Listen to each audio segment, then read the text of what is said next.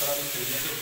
अच्छा दोस्तों, channel subscribe नहीं करा करो, मैं थोड़े वास्ते बड़े जबरदस्ती बड़ी बड़िया जबरदस्त गल्लां बड़ी बड़िया जबरदस्त टिप्स लैके आना कंस्ट्रक्शन के मतलब अपना घर यूज करते हैं।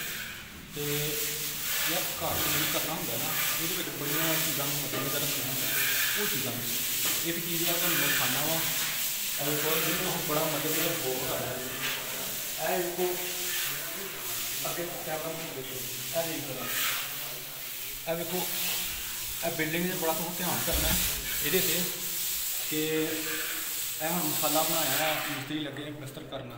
तो ये बिल्डिंग जो बनदियां ने 100 के तकरीबन 30% बिल्डिंगों की जी सीवरेज बंद हो जाती है। काहदे तो होंदी है कि नैगलीजेंसी होंदी है कुछ लेबर की, वो वजह तो फिर बंद हो जाती है।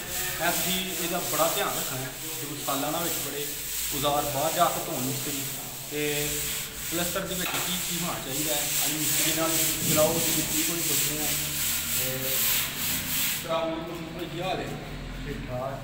अच्छा प्लस्तर की शायद जरूरी है कि प्लस्तर जबरदस्त रहे साल साल चले, मतलब 10 20 30 साल की शायद जरूरी है भाई प्लस्तर जी शायद जरूरी है। उच्ची दस्यो आम से होंगी तराई चाहिए, तराई मतलब कि कोई दीवार तार हो।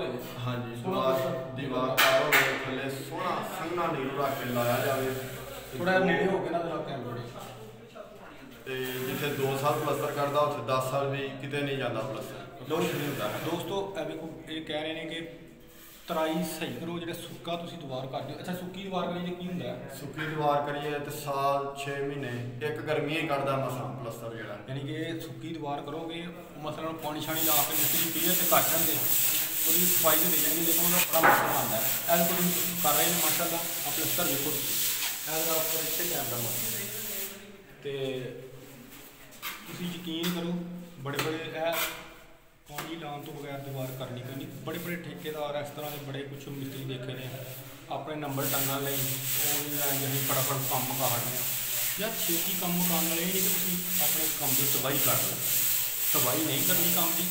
तो अच्छा मिस्त्री साहब ये मतलब तुम हम चपटी मारी है अगर थोड़ा नाल ला के दसो ना